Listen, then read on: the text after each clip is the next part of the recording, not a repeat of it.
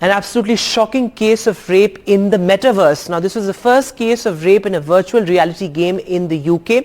A 16-year-old was actually gang raped virtually. What exactly happened was that the minor girl's digital avatar was sexually attacked in the game.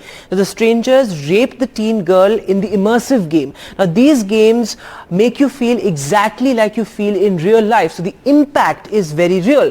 While there's no physical injury given the sheer nature of the game, but the trauma is similar to a real world rape. In fact, the police in this particular case have gone on to the extent of saying that the girl is suffering grave psychological trauma, and the police have now begun the investigation into the virtual rape case.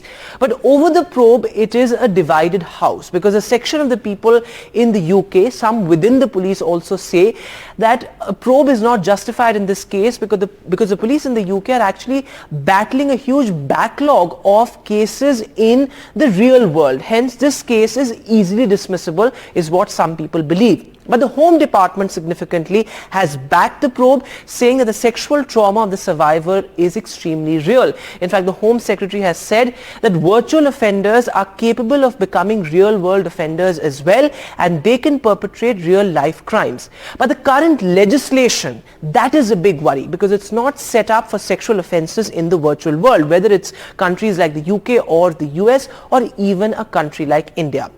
Is Meta prepared? Are we prepared to deal with such offences in the virtual world? That is a big question, because there has been a rise in cases of sexual assault in Meta's virtual reality and augmented reality games. There is an automatic protection option to set personal boundaries. In fact, personal boundaries can be set to avoid avatars from coming too close to each other. So there is that consent option there, so to speak, as far as the virtual world is concerned.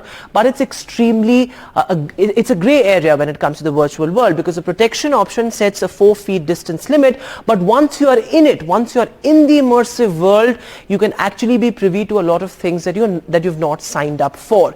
In fact, there are advocacy groups that are asking for conversations around human rights in the virtual world. In fact, governments globally are thinking about laws and legislations to deal with sexual offences in the virtual reality world or in the artificial intelligence world. This, as a world, is digitizing faster than ever before in new and dangerous ways. Are we prepared? That is a big question.